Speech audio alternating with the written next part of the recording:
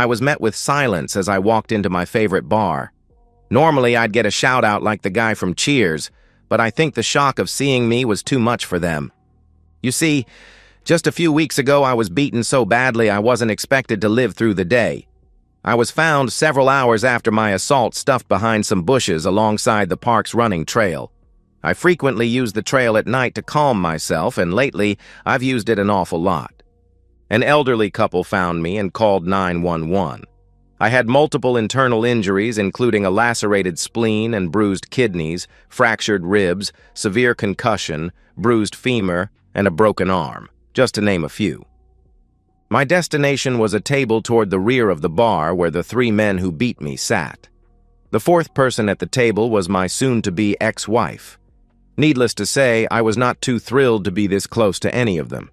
The biggest goon at the table, Reginald, he hated to be called Reggie, was a muscled-bound Englishman here in the States working for his old man. His old man, Reginald Wallace II, is some kind of big-shot corporate lawyer in the United Kingdom. His specialty involves helping American corporations who like to hold their riches offshore and out of the IRS's hands. Little Reggie holds some made-up title in his daddy's firm. He actually was a lawyer in his home country, but he was having trouble passing the bar here in the States. Since there wasn't much for him to do for his daddy's company, he instead used his title, muscles, and accent to his advantage and seduce married women. He's been named in a few divorces when his daddy's money couldn't keep the husband quiet. A couple of husbands took the money and ran, leaving his cheating wife behind with no support and alone to suffer the condemnation of our town. After Reggie destroyed the marriage, he dropped the wife quicker than she dropped her dignity just to suffer another indignity. This time, though, things were different. Normally, his size and his 2 friends intimidated husbands into submission, but it didn't work against me. I was raised to stand your ground when you are in the right, even if it means you get hurt. And I did get hurt. The people in the bar were shocked at my appearance. Most heard what had happened to me, but seeing it up close is pretty disturbing. The facial swelling wasn't as bad as it was, but it still had an elephant man sense to it. The bruising was mixed with dark and ugly shades of yellow that it does when it starts to heal. A couple of people tried to get me to turn around and go home, but I ignored them even though my body did not. My ribs were wrapped tightly, and I was clutching them with my free arm, hoping it would help me breathe easier. It wasn't helping much. The most painful part was the bruised femur in my left leg. If there was any one injury to stop me tonight, I think this would be it. There were only 10 feet between me and their table when Reggie, Sylvia, and his 2 minions became aware of the room's silence and started to look around. When they noticed me limping their way, the shock that registered on their faces was almost comical. It was obvious I was the last person they expected to see tonight. You see, Reggie promised to end my life the next time we met because I refused to go along with his plan. I was supposed to sit by like a good little wimp and let him take my wife, use her for a short period of time, and re-embrace the spoiled good she became. Too bad for him and her. I don't play that way. I didn't doubt him in the least he meant what he said about killing me, but I was playing the odds he wouldn't do it here in the bar in front of witnesses. Reggie and his buddies, Eric and Stan, began laughing and making comments about my present physical condition. I showed no emotion as I stopped at their table, rising up straight, despite the pain from my ribs. Since I wasn't fazed by their taunts, they decided to question my parents' heritage. The big freaking deal? They were jerks too. I had one family member that had loved me unconditionally, and that was my grandmother. Grandmother Beverly took me in without question or hesitation after allegations of neglect by my father, her son. My parents enjoyed the party life a little too much. When a concerned neighbor called the police and I was found left alone, unfed and dirty, I was taken to my grandmother's house and temporarily placed in her custody by the authorities. It wasn't until years later I found out my grandmother gave my parents a little bit of traveling money, removed them from her will, and sent them on their way just to get me away from them. It ended up being the best thing for me. I had a very good childhood. Grandma's love and influence have been a guiding force from that day forward. She taught me to do the right thing, even if it hurts, and that there were limits to the amount of garbage you took from people.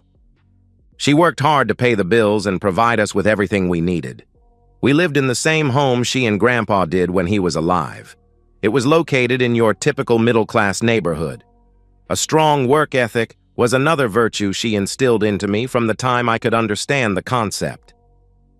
Grandmother Beverly died in a hospital bed 2 days after she was in an automobile accident. I was away attending my second year of college, but I was by her side within hours of being notified. It would take me months to recover enough from her death to start acting normal again. A week after I buried her alongside my grandfather, I was called to her lawyer's office. It was there I was told my grandmother was actually a very wealthy woman. Unknown to me, my grandfather was a very successful businessman throughout the years and was very frugal with his money.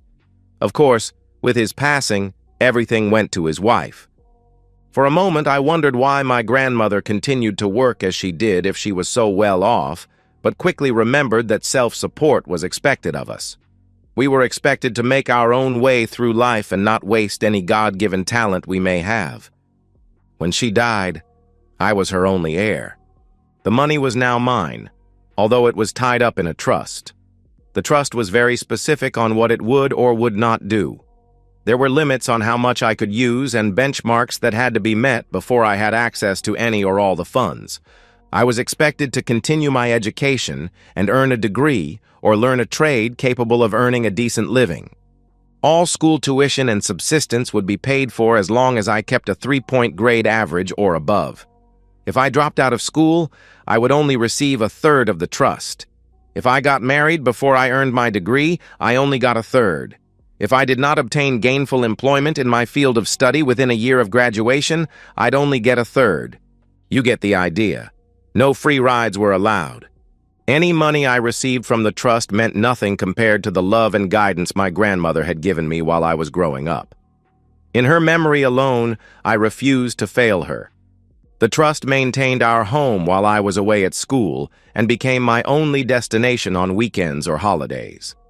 The joyful memories of growing up there remain to this day. Even with that, there is only one material item important to me. It was not part of the trust, and it was given to me with no stipulations or restrictions, except for a bit of advice and a wish from a dying woman. It was my grandmother's wedding engagement ring. She placed the ring in my palm just before she died. She wrapped her hands in mine and told me to find a good woman to love, raise a family with, and live the rest of my life in love and happiness. It was her dying wish. I had already met all the terms of the trust before I met Sylvia, but there were still protections inherent within it. One of those protections was a requirement for a prenuptial agreement for any prospective spouse. I was smitten from the moment I had first laid eyes on her. We dated for only a few months before she moved in with me, and a few months after that, I asked her to marry me. Surprisingly, Sylvia had no qualms about signing on the dotted line. I thought I had a keeper, but I was wrong. It turns out she isn't motivated by money. Her inclinations are more aligned with extracurricular carnal activities. There was one item I added to the prenup, and that item is the reason why I'm in the bar tonight. Sylvia knew the history of the ring, and when I slipped it on her finger, she swore to honor the memory of my grandmother and the love it was built on. It was my fault alone for making such a poor choice in marrying Sylvia. Her pretty face and athletic body drew me in like a moth to a flame. The physical aspects of Sylvia blinded me to her obvious mental weaknesses. Muscle-bound, English-accented rich jerks seemed to be one of those weaknesses. My left arm was in a cast, suspended in a sling. I held out my free hand toward Sylvia. I said nothing, but she knew what I wanted. She sat motionless, staring up at me with pleading eyes, asking me not to take back what she so easily soiled. My patience was wearing very darn thin at this point. The pain in my leg and my ribs were pushing me to my limits of endurance. Every one of the creeps sitting at this table had put me through hell the last 3 weeks, and everything was coming to an end. More than they could possibly know. Now, still nothing. My hand remained out with the palm facing up. "Now!" Her tears began to fall. The crowd behind me remains completely silent, watching the spectacle in front of them. By this time, Reggie and friends were laughing and insulting me because I couldn't control my woman. To Reggie, and men like him, I stopped being a man because my wife was led astray so easily and completely. If I had been better in bed or maybe smacked her around to keep her compliant, then she wouldn't have been turned into a disgrace. "Now, damn you!" This time, Reggie stood up and started to come around towards me. I expected a reaction like this from him, but unlike last time, I was not alone on a darkened running trail. Now you'd figure a lawyer, even a bad one like him, would know when you were out on bail for felony assault, that going after the same guy again was stupid. Doing it in front of witnesses was just plain ignorant. But that's Reggie. Yes, there was a restraining order against Reggie and his friends, but he didn't violate it. I approached them so they were in the clear, but coming after me like he was doing did violate the order, and I could protect myself as needed. It was a chance legal argument, but it was one I was willing to make. I reached into my sling and pulled out a stun gun. By the time he came within reach, I was ready and hit him with the electrodes, dropping his back to the floor and making him twitch like a little wimp. Following his body to the floor, I continued to hit him with jolts of electricity until he wet his pants. There was a short scuffle behind me because Stan and Eric tried jumping me from behind, just like 3 weeks ago. Fortunately for me, a few friends in the bar stopped them. They were still pummeling Stan and Eric with kicks and punches while I raised myself off the floor. My attention went back to the woman who was by now terrified. Her lover and his friends were no longer able to support her. "Now, Sylvia, give me my grandmother's engagement ring. Right now." Tears were running down her face, but she held on to the ring, clasping her left hand in her right hand. Meekly, she replied, "No. This ring means so much to me. I don't want to give it back. We can work things out. I know we can. I love you and you love me. I'm sorry I fell for Reggie. It won't ever happen again, I swear. All Reginald wanted to do was talk to you and try to get you to take me back. Instead, you wouldn't listen to reason, and you jumped them like a madman. All they did was defend themselves. That's what they told me, and I believed them. I'm so sorry. I didn't know they jumped you. God, you are one foolish woman. You betray me with Reggie for weeks and you expect to stay married to me? Give me the darn ring. You're insulting my grandmother's memory by just wearing it, and that I won't stand for. You signed the prenup. It's no longer yours. Now, for the last damn time, give me my grandmother's ring. My endurance was fading fast. Trying a different tactic, I pointed the stun gun in her direction and pushed the button, making it spark. From the look in my eyes, she finally understood I was not bluffing, and any more hesitation on her part would ensure her joining her lover on the floor. Suddenly, I felt a presence beside me. The sheriff was standing along my side, asking how I was doing. He was an old family friend, and I could see his concern for my well-being. Without looking at him, "I'm just trying to retrieve my stolen property, but my soon-to-be ex-wife is refusing to hand it over." The sheriff said he could help and took a step forward and whispered something in Sylvia's ear. She suddenly began crying in earnest while pulling the ring off her shaking hand. Handing it over to the sheriff, she collapsed onto the table, blubbering like a child. After he handed me the ring, I clutched it tightly in my hand and apologized to my grandmother for giving it to someone so unworthy. Just before I turned to leave, the sheriff handed Sylvia a large envelope telling her she was served. Suddenly, I felt better. The papers were ready a week ago, but she had been hiding out with Reggie, staying at various hotels for only a day or two before they moved on. Until now, he'd been unsuccessful in tracking them down. Officially, since she was finally served the divorce papers, Sylvia was obligated to hand over the ring anyway. I just happened to beat the sheriff by a few minutes. The end was now beginning, and I knew I would be better off. For Sylvia, Reggie, and the others, not so much. Reggie and his friends had their bail revoked, and they spent 4 months in jail before they went on trial for felony assault. During that time, Daddy tried his best to get me to drop the charges and let his boy go. A felony conviction would prevent Reggie from keeping his license as a lawyer in his home country. I think Daddy was more worried about the embarrassment the whole situation had caused than anything else. He figured if you put enough zeros on a line, he could get what he wanted. The problem was, I had more zeros in my bank account than he had in his. Besides, after I filed a civil suit against his son, I'd get plenty of his money. Later on, I asked the sheriff what he said to Sylvia to get her to release the ring so quickly.